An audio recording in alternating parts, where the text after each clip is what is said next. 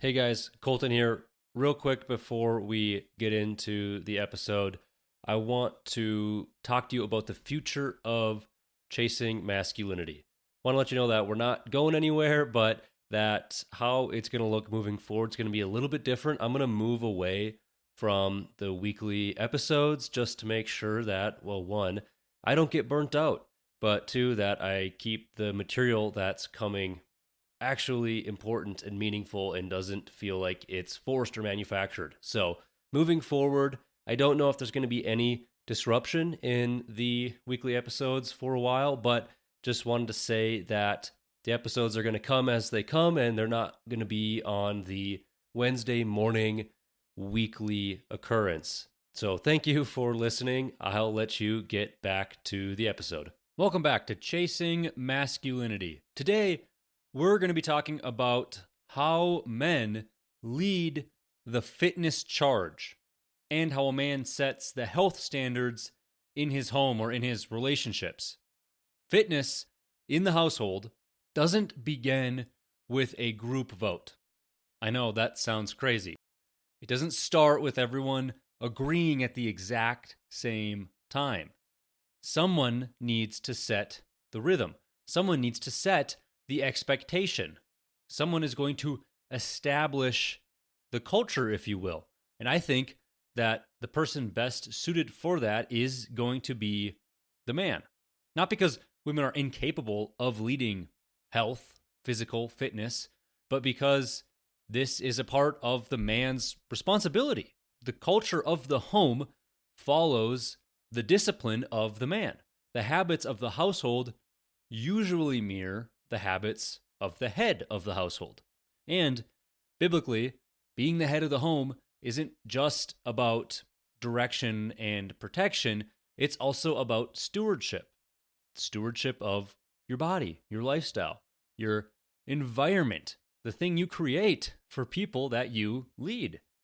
I have seen relationships where the woman leads the fitness charge, but unfortunately, I have been approached many more times than that by men who see the health of the relationship, the physical health for both partners, slipping away.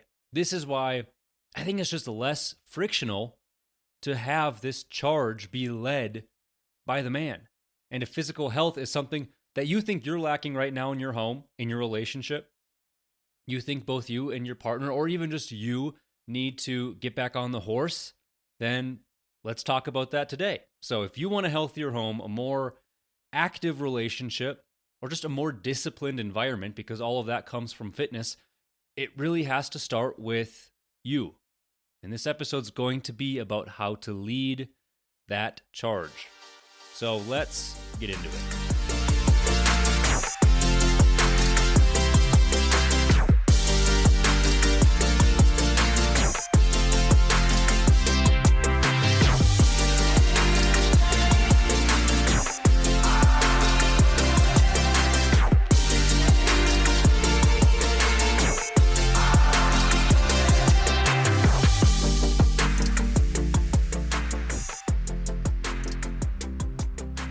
So I want to keep talking about this first, and that is why physical leadership belongs to men. I know that sounds like a real controversial thing to say, and maybe it is, but I want to get into why I think that is. Scripture frames the man as the head of the household. That's clear. Not a superiority thing. It's just a responsibility. It's the man's responsibility to be the head. Trust me, it's not fun. You're not missing out. The headship is not direct control, the man behind the control board pressing buttons, making every little decision. It's more about stewardship. It's guidance. It's the chaplain. Stewardship includes spiritual direction, the emotional tone, the tone of the entire house, the relationship, and the physical and well-being. That's not just protecting from danger, protecting from the environments by helping provide some sort of home or structure. It also is protecting physically from health ailments or from anything that comes from not being as healthy as you could be, and also just wanting to be healthier too. That is also a part of that stewardship and the physical well-being. The body is also described as a temple in Scripture. It's something that's supposed to be honored and cared for. If a man is the leader, then that health needs to begin with him. He is the one that needs to model the discipline first. He is the one that needs to model the restraint where it needs to be held. He is the one that needs to model any sort of self-control. So when the leader is undisciplined, well, what's going to happen? Obviously, the relationship or the household is going to drift. It's going to feel unanchored. When the leadership is consistent, then that's where order can form naturally around him. So if your relationship, whatever your home looks like, starts to become unhealthy, it's feeling sluggish or inactive or low energy. I think a lot of people, not even just in marriage, but in dating somebody, you get in that comfortable stage. You gain that weight naturally when you get into a relationship. That happens to a lot of people. Both partners just start gaining a little weight. They get comfortable with each other. But that can lead to these sluggish, inactive, low energy sort of feelings. That responsibility to get back on the horse falls on the head of the household. And biblical leadership backs this because it's always about lead by example. It's never lead by demand. It's follow me as I follow Christ, right? It's not don't do as I do as I say only. It's leading by example. It's going through the motions so others can see. That's what I'm getting at here by being the head of the household and leading the fitness charge. It's follow my example only. There's a cultural reality, whether it's spoken or unspoken. Families look to the man to set the pace, the energy, the direction. In Christian culture, it's much more spoken. It's much more direct. But it's also permeated in every culture. The man leads in one way or another. Children mirror the father's lifestyle and habits more than anybody else. That's why having a dad in the home is so important, and why absentee dads have so many more problems in the household with crime and low grades in school, etc. They're going to follow the dad's habits. If the dad trains, kids are going to grow up believing, hey, training is normal. If the dad sits around and does nothing, kids are going to grow up thinking that inactivity is normal. Women will also often adapt to the man's lifestyle over time as well. If you are leading the charge by eating poorly, guess what's going to happen? She's going to tend to relax her habits as well. If he's being intentional, then she might actually try to meet his standard. If you as a man are leading a very unhealthy lifestyle, but your partner is very healthy, very active, eating clean, saying no, and they're not leading the charge on physical health, you're just leading your separate lives, that can create a bit of tension. There can be some butting of heads. There can be animosity created between one leaving the other behind.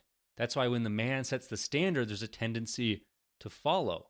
If the man is going to set a default standard or tone of the home, and it's going to be movement or laziness or discipline or disorder or routine or chaos, which are you going to choose? Which environment are you going to want to follow?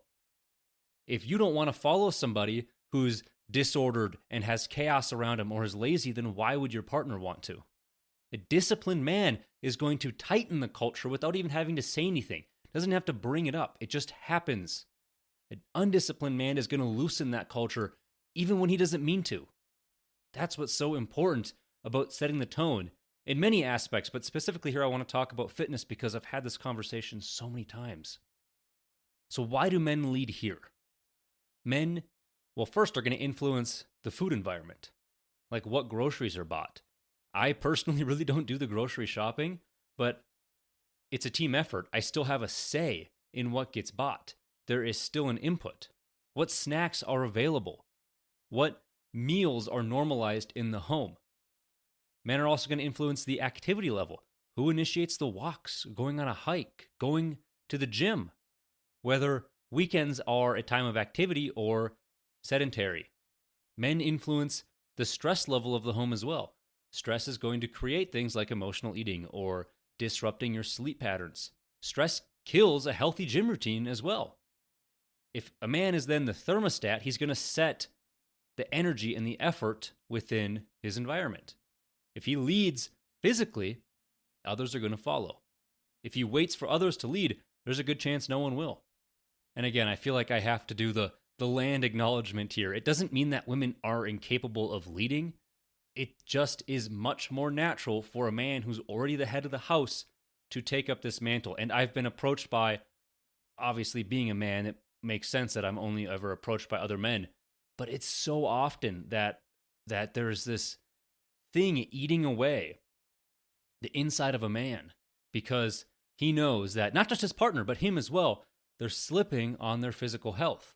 And it's not just because, well, I want my partner to look attractive. I don't want her to get fat. It's not that. It's we're becoming unhealthy. Something is unsettling about this. Why? Why is it unsettling? I still find her attractive. She still finds me attractive. Why is this eating me away then? Because it's not the way it's supposed to be. Humans weren't supposed to be grossly overweight. You know the health consequences. You know you're not living up to your potential. So that's what eats away at guys, which is why if it's going to eat away at you, why not do something about it? Why not take charge? And there's many ways to do that. And a lot of them are very bad. I want to talk about nagging and why specifically nagging doesn't work, but how leading does. That's the most common scenario. One partner wants the other partner to lose weight or to get healthier or to improve habits, to start working out again because you don't look like you used to in college. There's that animosity, that headbutting because one person feels like they're on a different page than the other when it comes to physical health. Maybe one person's already started or they haven't fallen behind as much as the other. It creates a gap, and with gaps come this sort of tension. So when the other partner wants those things, to lose weight, to get healthier, they want the other to also take part in these, but instead of leading, they hint at it. Well, you're eating it, you're getting seconds again.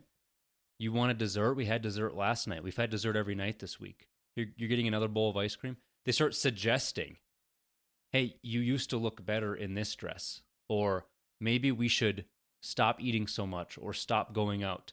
Or they just start complaining or reminding the other partner what they used to look like or their habits, where their habits are leading them, making those comments, expressing frustration, that pressure subtly or passive aggressively to get back on it. These are all things that are coming up because a gap has been created from either where you are and your partner is, or from the expectations of where you want to be and where you want your partner to be from where you are now. And that's coming out in these very negative, nagging sort of comments. They're only creating more distance, more resentment, more defensiveness. And that's where it's going to fail. Nagging always fails because it feels like judgment, not support. It introduces shame, which puts people down instead of inspiring them.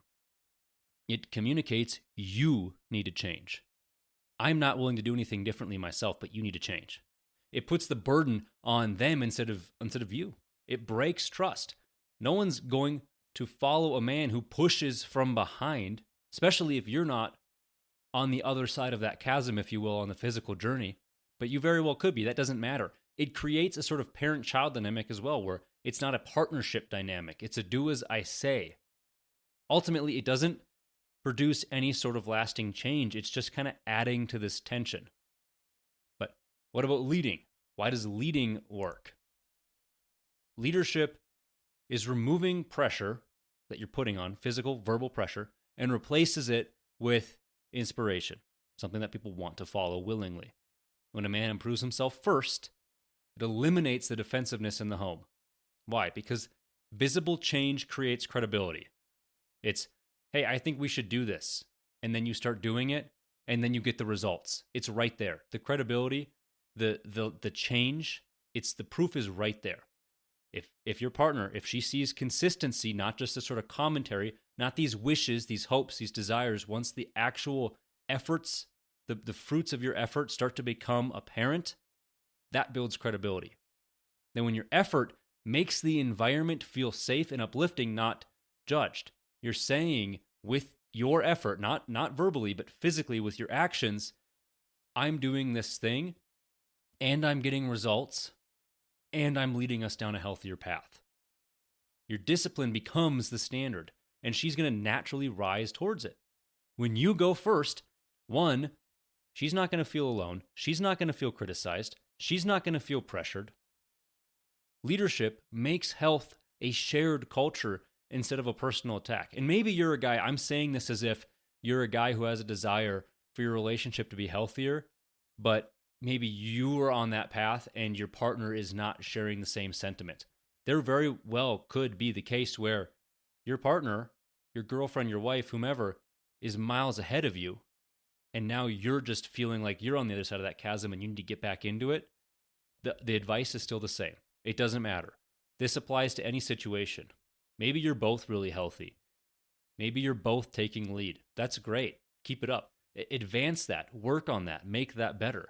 But this sort of advice, if there's any sort of desire or you have some sort of pit inside of you that's saying something isn't right, we need to change, leading by example, doesn't matter if you are already leading the charge or if you are behind on your fitness journey. Doing the work, leading by example, is going to get you the results without the nagging. It's going to create the environment without creating the chasm. When you raise your own standard, you raise the standard of the home without even needing to say a single word. And women are going to follow the environment men create. Why is that? 1, a woman feels the man's culture. Women are observant about things like standards and expectations, habits, the emotional tone, the lifestyle that a man lives constantly and consistently. If your lifestyle is chaotic and unhealthy and undisciplined, she's going to adapt downwards to the environment that you've established. If your lifestyle is structured and intentional and healthy, she's going to rise with it because the environment is going to support that change. Women are going to respond more to an atmosphere than just a sort of argument. Health is also environmental, not verbal. You're not going to get results just by saying things. You need to go through the motions. Your environment influences her far more than any of your suggestions might. Some examples would be like what food is in the pantry. That's more influential than a comment about calories or going back to getting another bag of Doritos. Going for a walk together is going to influence more than just talking about getting in shape. Suggesting the gym is less powerful than just being the one who goes consistently. Choosing a healthier restaurant or better options changes the tone without any sort of confrontation. You do it first, and then it opens the door for her to follow. Controlling your own urges and your own cravings is going to set that expectation without putting the pressure first. This all needs to be done silently because even if you're working on yourself and you're saying things out loud and speaking it to yourself only, like I'm going to personally pass on dessert tonight because I'm feeling like I'm feeling this way about my health, or because I feel like I've had too many carbs today or what have you. Those are also comments that, if not at the right stage, can be taken the wrong way, even if you truly do only reflect upon them to yourself. These are comments that you're not leading silently. I fall into this trap so often. I still do. I still say things only directed towards myself, but they don't need to be said. And it alludes to, even if it's not intentional, it alludes to the relational health. Because that's how, at this point, my wife views the health. Her health, our health, my health, they're all the same. It is the relationship's health. So any comment on my own health is a comment on the health of the relationship, the physical health. That's why environment is going to drive behavior where words rarely do. There's a hard truth. You can't ask your partner to be healthier if you also snack late every night, if you also skip training, if you also avoid physical activity, eat convenience food constantly. If you let stress dictate your habits, if you live in a cycle of excuses, then what are you doing nagging to your partner about their lifestyle too? You cannot ask somebody to live to a standard that you don't already embody. A man must lead by a lifestyle, not just a suggestion. So, what does leading the fitness charge actually look like? I want to first talk about leading by living the lifestyle first. That's the most important rule. You can't lead anyone somewhere you haven't gone first. That makes sense physically. In the physical realm of leading somebody, it doesn't make sense for you to be leading somewhere where you don't know where that destination is, if you haven't already been there. So what does that mean? What are the practical components of that? 1, consistent training, whatever that is. Hopefully it's some level of lifting weights or going to the gym or whatever environment that you have at your disposal. but just consistently training. Your training sessions are non-negotiable. You will train. Whatever your schedule looks like, 1, 2, 3, 4, 7 days a week. Once you've set that schedule, you're doing it. You don't skip because you're tired or busy or unmotivated. Obviously, there's going to be things that come up that very much should take priority over this, but it's not that you've had a long or hard day. It's not that you'd rather just go get some fast food and go watch a movie. It needs to be something that actually substantiates taking priority over this. And then the next thing is clean meals. Not bodybuilder perfection. You don't need to be eating unseasoned chicken and rice, but just be intentional. Just be intentional about being healthy. Healthy eating should be the default. That means limiting junk food in the house. If you buy the snacks, the household eats the snacks. Removing the temptation is a part of leadership. And that also can mean better sleep patterns. No more staying up to watch one more episode. Earlier bedtimes, more routines, less late night cravings are going to then occur. It could be something as simple as drinking water, having a visible water bottle on you and using it. Something as simple as that can lead the charge. Managing your stress actively is also really important here because stress plays a really big role in your physical health. That means when you're managing stress, do so in a manner that also promotes an active lifestyle, like walks or deep breathing or workouts or just reading, working on your mind. That's also a part of your physicality. Not blowing up or just numbing it out with scrolling or Netflix. And be intentional about this routine. Have a morning routine or a daily movement rhythm or a weekly grocery rhythm.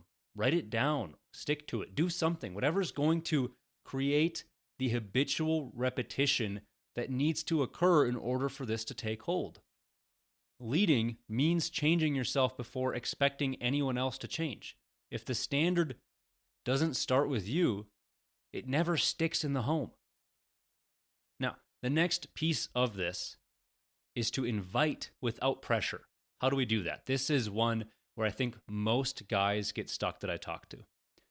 Your job is not to push. It's to model and open the door.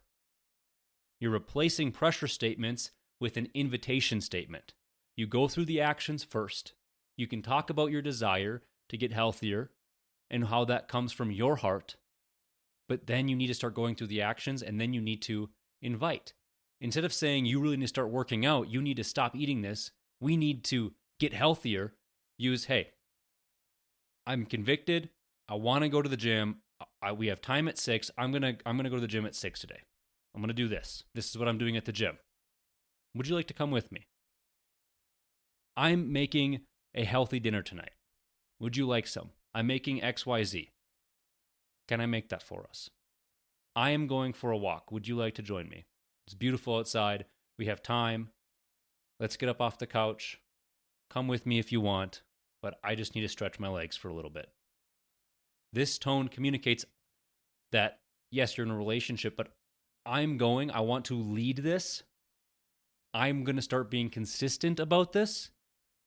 You're welcome to come. I really want you with me because I enjoy your presence, but you're welcome, but there is not a pressure. And your partner very well may not have the same goals as you. I hope my wife does not have the same fitness goals as me. She is probably not going to train the same way you train or for the same period of time. She might not want the same level of intensity. I love working out at the gym with my wife, but the most that we can work out together is be in the same building. We cannot do the same workout together. Even if we're near each other, which is fine, I can't help her because the second I start pushing her, our goals and our workout styles are too different. It creates an immediate roadblock. And your partner very well might not want to commit to the same level that you're at. That's okay.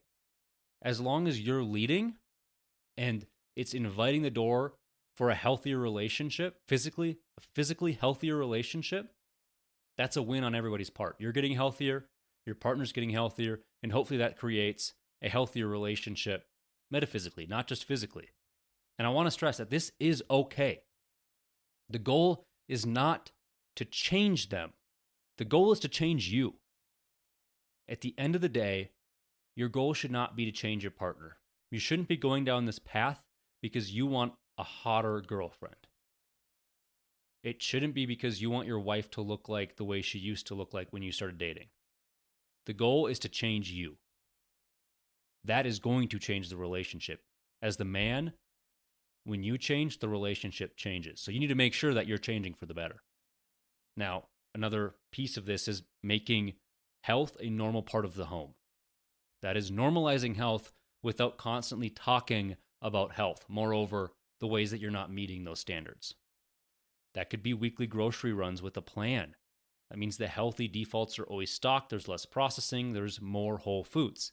You're keeping the proteins a priority. You have fruits and vegetables visible. That could be regular walks or hikes that are built into your weekly life. Whatever it looks like for where you're at and what works for your schedule. Could be weekend activity plans rather than passive ones. Instead of a Lord of the Rings marathon in one day, which good luck to you, maybe you're saying let's even just go to the mall and walk around and get some steps in. It could be hikes, it could be sports, it could be outdoor dates, and then limit that cheap, easy, unhealthy default, like the nightly DoorDash. Keep the snacks out of reach or just out of the house entirely if you can. That's because your direction becomes the culture. Your normal becomes the house normal. And this is the last bit. You have to lead the difficult behaviors. Leadership shows up when things are hard. If something is difficult for the household, like the early mornings, creating the routine, prepping your food, tracking your progress, removing the junk, showing up even when you are just tired, you need to go first. You stay consistent the longest. You model discipline the clearest. You show what quote-unquote standard looks like through repetition, not constant reminders and nagging. So the last bit of this is how to create a culture of strength in the home. 1, make a movement of shared routine. We've talked about this before. Make physical activity something you do together. Not a chore, but a lifestyle rhythm. After dinner walks every night. Saturday morning hikes. A shared gym membership. Quick morning workouts before church. Sunday pickup basketball. Park walks. Yoga. Stretching. Something you're doing together. This movement becomes a connection, bonding, a shared effort, a shared standard. And then the next is to shape the food culture. Lead by cooking the meals at the home if they are not to the health standard you're trying to live to first. Choose the restaurants with the healthier options. No more McDonald's, I'm sorry. Reducing the hyper-palatable snacks like the Doritos. Keeping water or hydration visible. Prioritizing your water intake is really important. Get rid of all of the pops or the calorie drinks. Plan your meals in advance too, so you're not stuck at 8 p.m. thinking, well, we have nothing but frozen pizza. That would mean avoiding those last-minute unhealthy defaults. You're modeling portion control. Your food environment is going to beat your motivation every single time. The next is to lead health without controlling it. That means leadership, not domination. This is really, really hard for men.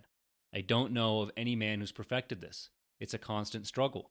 Leading is not nagging or micromanaging or criticizing or keeping score and body shaming. Leading is setting the standard, shaping the environment, going first every time, offering the invitation, being consistent long enough for the house to eventually follow. You influence by who you are, not what you demand. And then the last piece is to let the results work for you. It's a lot easier to follow somebody when you can see the results that they have gotten. You do not need to convince anybody.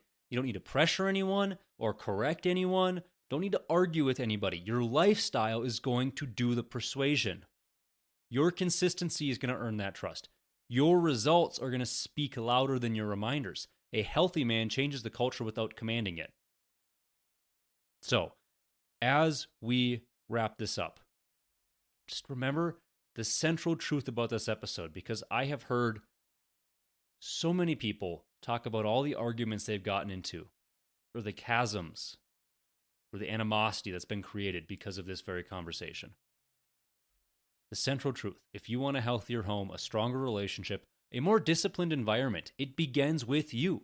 Not with pressure, not with hints, not with frustration. A man leads the fitness culture of his home by living it first.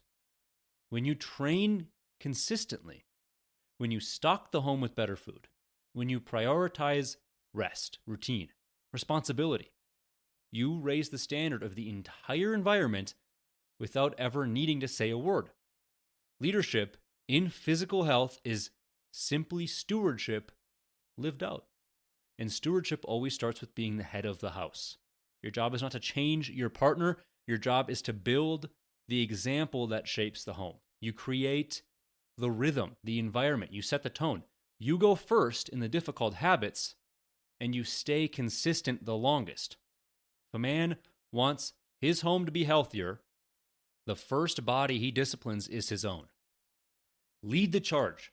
Build the foundation. And watch how the strength you cultivate becomes the strength your household begins to follow. So, with that, thank you for tuning in to Chasing Masculinity. Until next time, keep chasing.